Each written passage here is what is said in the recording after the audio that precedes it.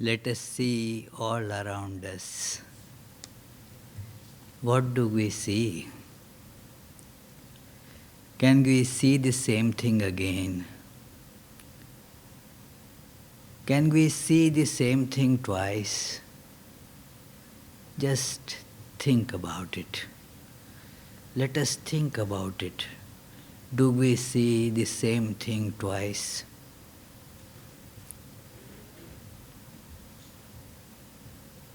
Many of you would say, yes, we see the same thing many times, why just twice? If I ask how many of you have come here in this hall more than once, many of you would raise hands. Yes, I have come in this hall, in this chapel, earlier, before, many times. Not just twice, but many times. Did you come exactly here? Well, the place didn't probably look exactly like this. Some changes did happen. Things change. And yet we have the feeling of sameness. Yes, I had come to this hall earlier. Maybe certain things have changed. Maybe at that time some other people were here. Maybe the chairs were a little different. Maybe it was not so cold or not so warm. We can have, yet in spite of all these changes, we are pretty sure that we have come here. How do you say that it is then the same hall? On what basis do we say that this is the same thing? How do we say that I am seeing the same thing twice? Because we all understand that it is undergoing change. Things change. And yet they remain the same from one angle. They change to such an extent sometimes that one finds it very difficult even to recognize. They change. I remember I met one of my relations, like my grandmother, after many years. And when I had met her, I was about 2 years old. And then afterwards, when I met, I was about 17 years old. So quite a passage of time. So naturally, she didn't recognize me. But when I told all these things, she said, "Oh, are you that? That is, so you are the same person." So, yes, I am the same person. What is same there? The height is not same. The weight is not same. The face might have some a little similarity, but certainly not same. So, what is that remained kind of unchanged in the passage of, say, 15 years, because of which one could say that, yes, I met the same person? When we say that this same man was standing here a week ago giving similar lecture, how do we recognize that? How do we feel that something has changed and something has not changed? We feel the change. In fact, our perception is nothing but change. We perceive things and then that perception gets actually caused only by the change. For example, you can see that when I am looking at you, what is happening? The photons or light waves and all, they are coming from there and striking my eyes. So, something is changed, something has become different. Something is that was there earlier and is no more here. It has struck here. So what I have actually perceived is just change. Everything that we perceive is change, and yet there is a constant awareness that we can never shake off, is that of sameness. Yes, what do you mean? I have come to this hall before, same hall. I have met that person earlier, the same person. In fact, about ourselves also we say the same thing. About ourselves we can tell it with more certainty that yes, I had decided in the morning that I will go to Vedanta Society this evening, and the same person has come. If I try to tell you that no, one person decided that I will come and somebody else came here, not the same you will not agree with it at all. I can give you evidence that look, your body has undergone change. It is constantly changing phenomena. Something that you took lunch in between, that was not earlier part of your body, now has become part of your body. So you have undergone change. So how do you say that you are the same? We are not same, not two moments. For no two moments we remain the same, and yet we are sure we are same. You will just laugh at me if I try to say that no, the one decided to come this morning and the one who came are not same. Somebody was talking to me on phone and told, and those people are here, that we are going to come tomorrow evening. Now if I tell, well, those who called are different. Those you came, they are different. Naturally, they will not agree to it. They would think that, Swami, you need some help, please go and test. It is... why? Because the feeling, the awareness of constancy is so overpowering. In fact, it is not possible to lead our day-to-day life without having this awareness of unchanging in spite of the constant change.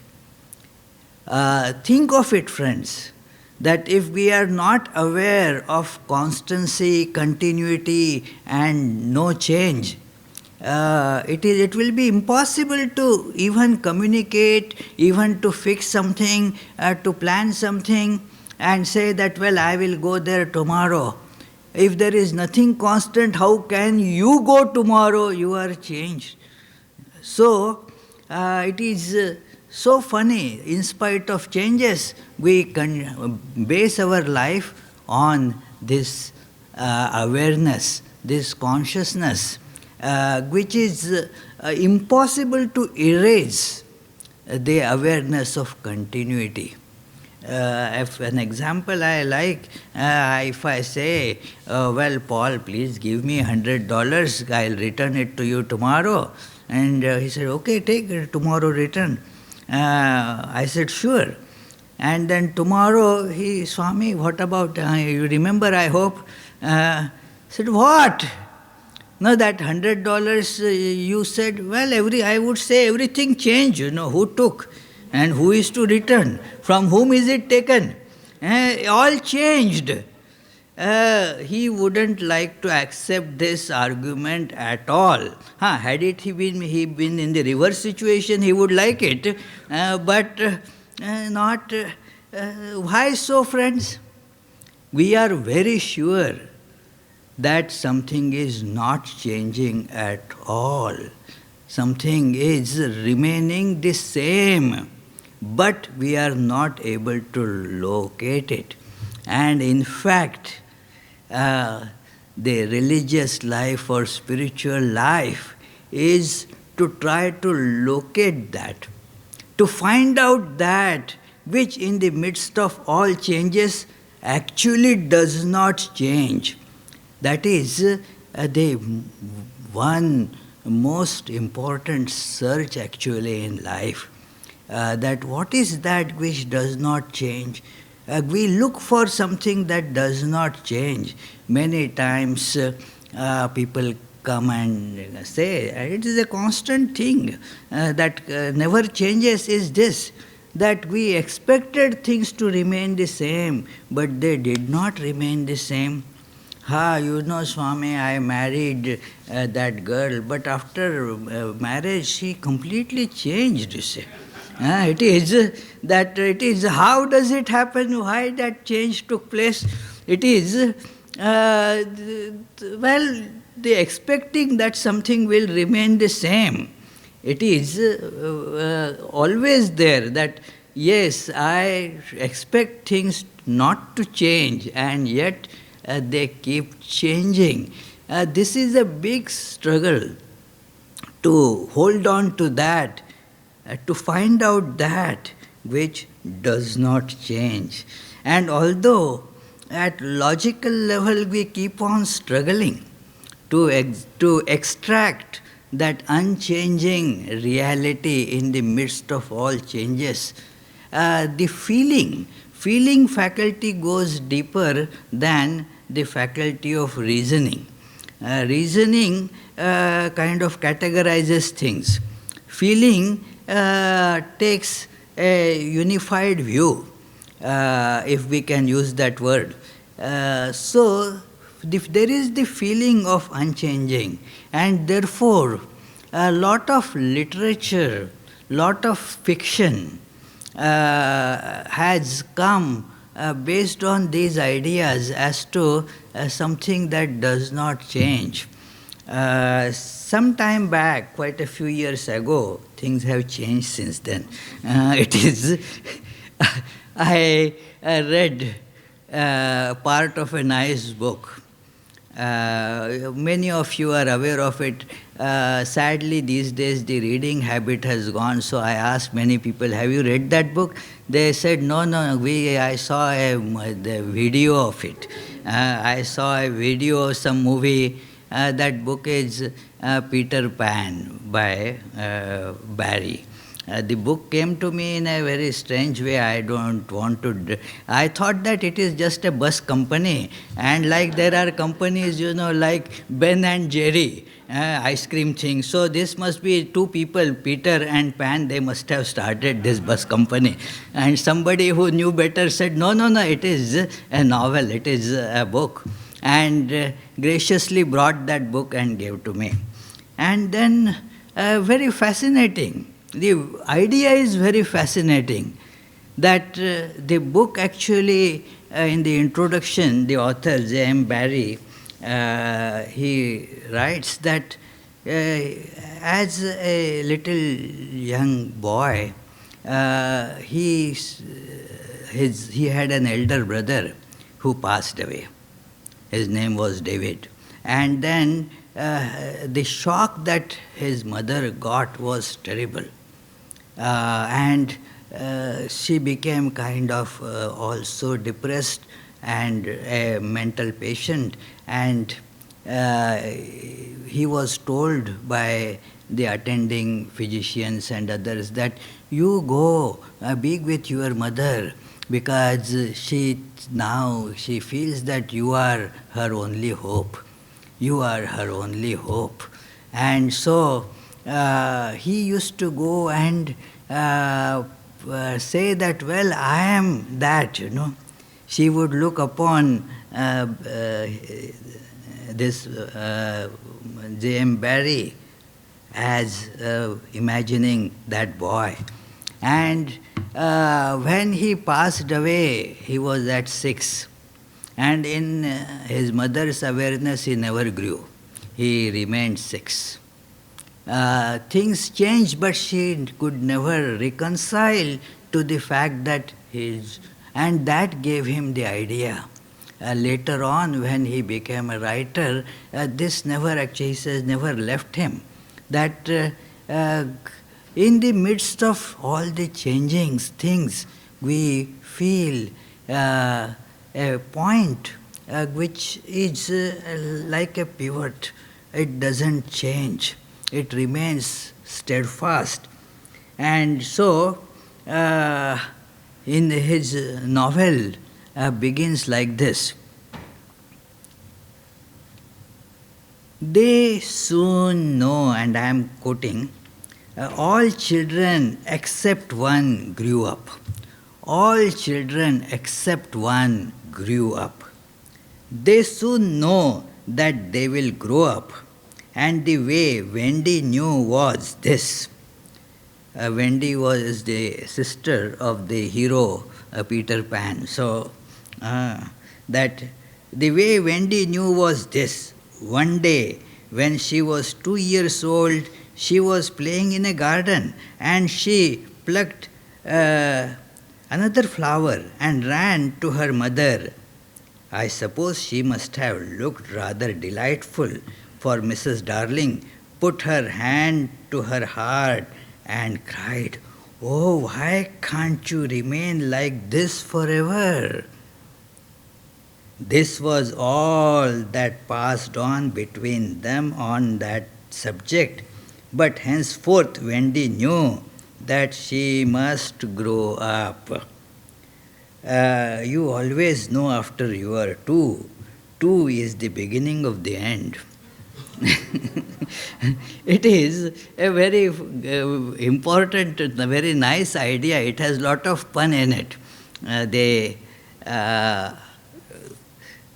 The mother actually said that, why don't you remain like that forever? Why can't you remain so delightful like this all the time? But this little girl understood, like all children. He says, all children understand. So now they have to grow. They must grow. And they grow. They feel that they are growing. And this begins, say, at 2. Now 2 is a funny thing. 2 is duality, If when you see 1, there is no growth, there is no change.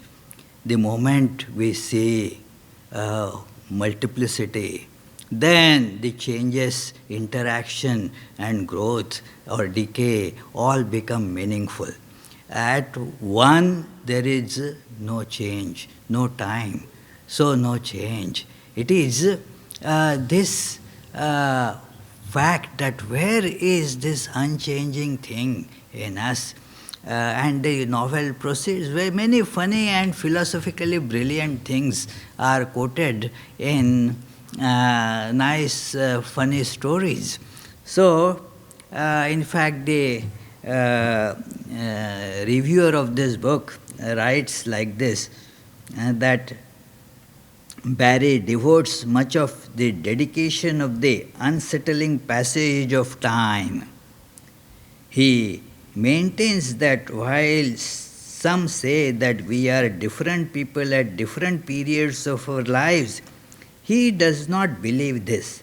Rather, he supposed we remain the same from start to finish of our lives, merely passing, as it were, in the lapses of time from one room to another, but all the same all the time.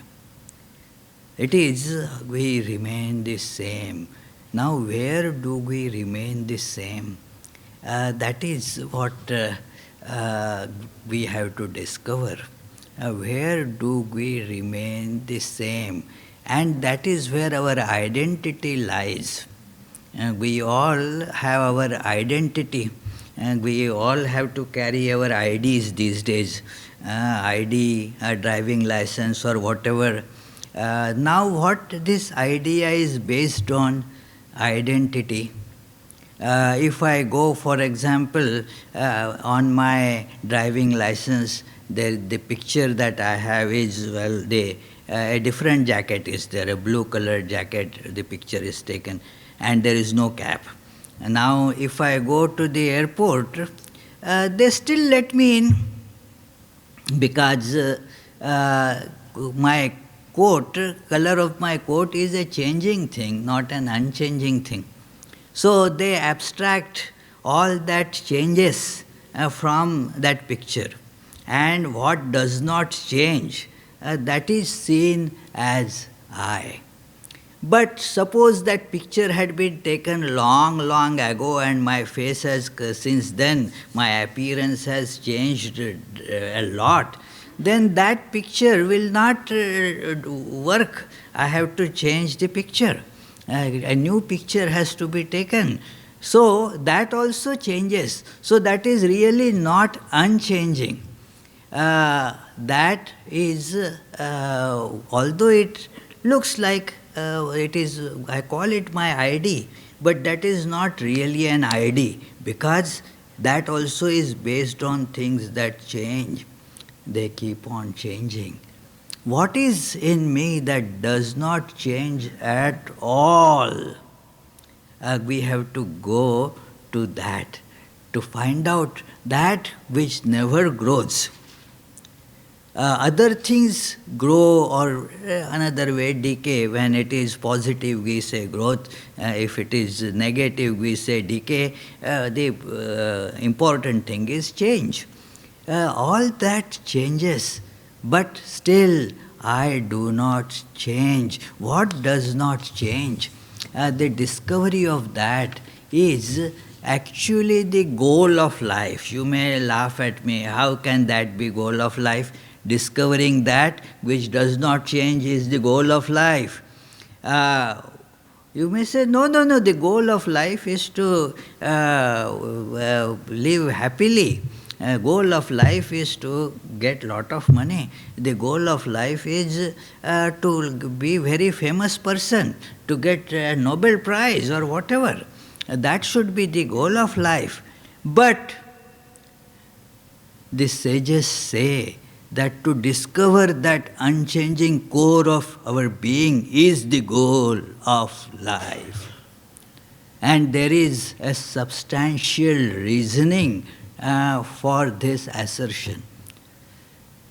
The other things that we picture as goal, they really are not goals, because even after we achieve that, we do not feel perfectly satisfied. We need to get something more. Even if you get Nobel Prize, still you will have to think, now what next I do? There is always next.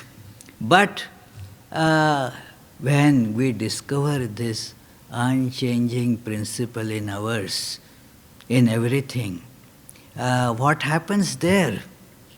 Just think, friends. There, it is unchanging. Means time disappears there. All desires disappear. You become immortal, because there is no time. You become immortal. You become universal. There is hardly anything now. There is nothing, in fact, that is not you already. How can you have any other craving now? So that is why that is the goal, to discover this core of our being, the unchanging core of our appearance, which we all know, as I pointed out earlier, that we know that I am the same person, and yet the appearances change. This same being, we know, and it is question of finding it out. That's it. It is like in the hide and seek games. You hear that person saying, "Hey, find me out." And you hear that means the fellow is around somewhere. But where is that fellow hiding? Difficult, can't see. So we are always hearing this voice, I am. I am. I am. Find it out. Find it out. We hit wrong places. I mean, body. I am this. But it changes. It is not I. It is not I. I am my thoughts? No, that is also not I. That also keeps on shifting, keeps on changing. And thus, it is not really I. Where to find out? There is a beautiful discussion of this in the 13th chapter of Bhagavad Gita, which is based actually on this thought of separating that which changes from that which does not change. And the one that changes was given the name as Kshetra. Kshetra means like the field that you watch, you dwell in, you interact with. This whole universe, so to say, including your body. We generally do not feel this, that this body is also part of the world. See, it is being seen. I see the body just as I see this microphone, just as I see you all. I see this body as well. So it is not the perceiver but the perceived.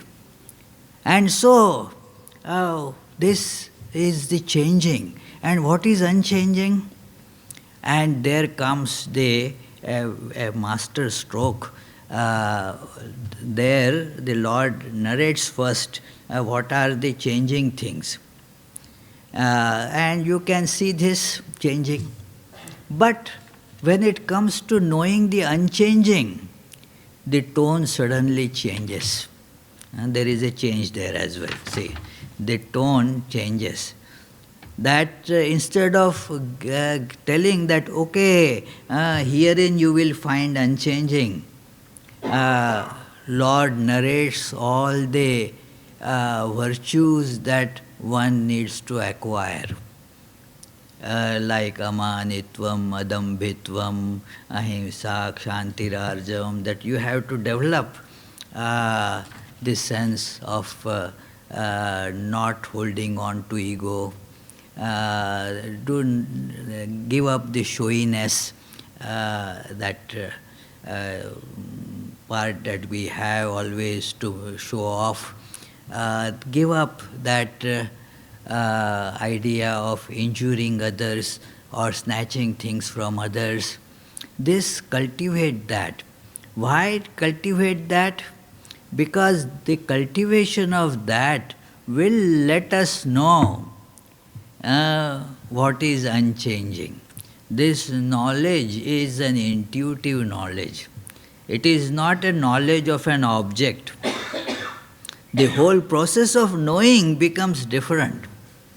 The whole process of knowing, see, when we think of the knowing something, then it is an object, that which is known and that which is knower.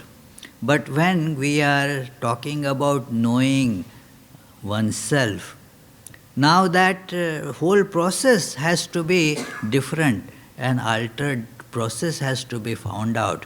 If we keep on using the same process, we will never get it. It is not possible to get that unless we use the right method and right instruments. That is, the problem lies there. That we suppose there is going to be a music program here, afterwards there will be music, and people would enjoy listening it. But imagine, just think, there is a completely deaf person sitting there and appreciating music. During one of my very first lecture, long back, people came and said, "Wow, Swami, you spoke so nicely, your speech was..." One of my senior Swamis, he told in a nice way, he was known for his tremendous sarcasm. So he took the name of one gentleman. I saw he was listening with great intent, and everybody laughed because everybody knew he was dead deaf. So he couldn't so appreciate anything. Now suppose that person is in the that music concert. How can that person appreciate the music? That person would see the people singing, he would see their faces, he would see how they are doing their various actions, and thereby he will build his idea as to how the music program was, but he will not get the truth about it. So similarly, when we try to know the self, but without the proper means, we cannot really get that. And these proper means have to be developed to see the self. And when that is developed, as we develop that, we will start getting an inkling of the unchanging. We will see that. How we will see that? There is a very beautiful passage that comes in Kena Upanishad. A small Upanishad, but very profound. It begins with a question, by whom? And that is why the Sanskrit word Kena means by whom. That became the name of that Upanishad. By whom? And the question that is asked there is, by whose propelling the ears are hearing, mind is thinking, eyes are seeing. Because the question is that these are all instruments, but who is making use of these instruments? We use many instruments, like we have a computer, then who is the user of this computer? Who is using the eyes and the ears and the mind? I want to know that.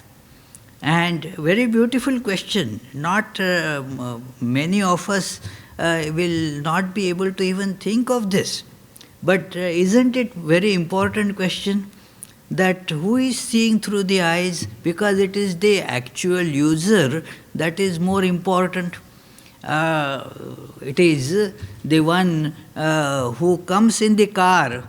You are more concerned to meet that person rather than meeting the car. So the one who is using the instrument, that is more important. Who is the one who is using the instrument of this body and mind? And the answer proceeds through various steps, saying that, well, it is the eye of the eye, the ear of the ear, it is the mind of the mind. And then further it goes deeper into it, saying that look, just look in every point of your awareness, and you will see the unchanging right there. But one has to develop this penetrative way of looking. The verse is so beautiful. Pratibodha viditam matam amritatvam hi vindate atmana vindate viryam vidyaya vindate mritam. That you pratibodha, in every bit of awareness you are having, that unchanging thing is being perceived, although you are not aware of it. Whatever you are perceiving, actually you are becoming aware of that unchanging reality without being aware of it. An example of a movie will be able to illustrate this. That in the movie, if you are seeing many people are there on the screen, many actions are taking place, a lot of things you are seeing, a mountain, a house and all that. Now, if somebody asks, well, where is the screen in the movie? Because I had heard that there is a screen and then the movie is displayed on the screen. Where is the screen? I don't see that screen. Now, if I am to point out, say, look at that girl, there that screen. If I point just the finger, then suppose at that time the face of a girl is there right in front of my finger. Then this person says, no, I am not seeing screen, I am seeing the girl there. No, look penetratively. The girl moves from there, another thing comes there. Again, something is there that is not changing. That is the screen. You see all these movements, but something because of which you are able to see the movie, that has not undergone any change. That is not going away. That is not being affected by what is happening in the movie. In the movie, there may be a big war, lot of bloodshed, but not a spot of blood will be seen on the screen. Nothing will happen to it. It remains just the same. And in our this big movie, just think of it, that it is a big movie. Everything is changing, but it is all interpenetrated, totally permeated with this one screen called the self. The same one self is running through all these pictures. These are all 3D pictures. We are like that, you see, 3D pictures. Movie is going on, a big screen. And in and through all that, actually, that is the unchanging reality. That never changes, never grows or never diminishes. And that is our true identity as well. We are that.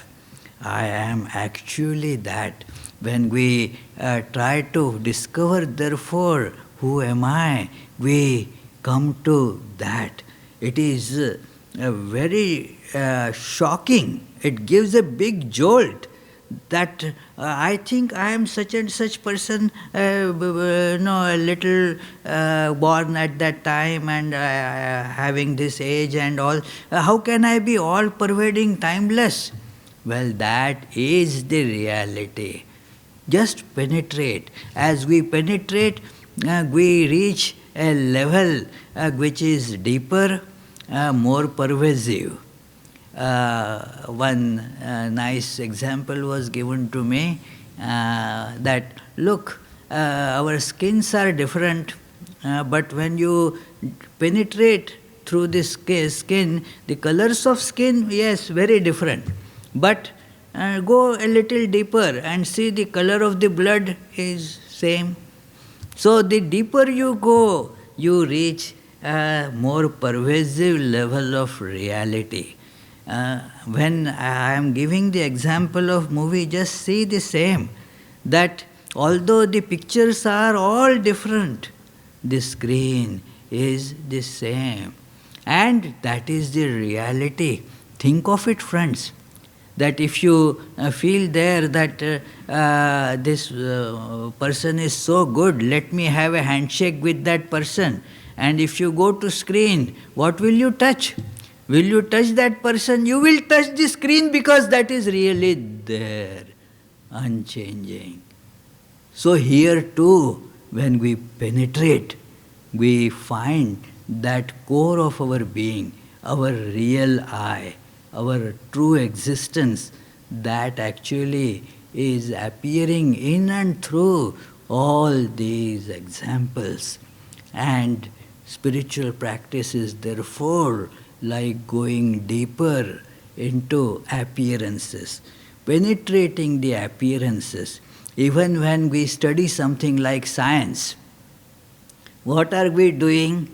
We penetrate the appearance and see the deeper layers of truth through our faculties of logic and understanding. For example, the earth, if we don't penetrate, this earth is flat and doesn't move, will be the conclusion. That it is flat, otherwise we would have been, had it been round, it would have been so difficult to walk on it. But if we penetrate, we understand that no, it is round and it is moving. We won't feel the movement, but if we penetrate, if we look deeper, if we probe more, we can see that it is actually moving. So also we have to probe and see who we really are. The appearances are to be just taken out. And then we see, when we remove the covering, that is how Sri Ramakrishna used to therefore say that, look, there are two here. One, the changing, the one who is a devotee, the one who prays, one who sings the devotional songs, and that is one I. There is the other I who never changes, who is always the same. There is no birth to it, there is no death to it, nothing changes there. That is the other I. So discovering that by penetrating is the ideal, that is what we need to do. The great commentator and the very tremendously respected all over the world for the penetrative analysis that he has done for all the scriptures from a very spiritual point of view, Shankaracharya. He therefore gives name to his commentary on the Vedanta aphorisms, a beautiful name, Shariraka Bhashya.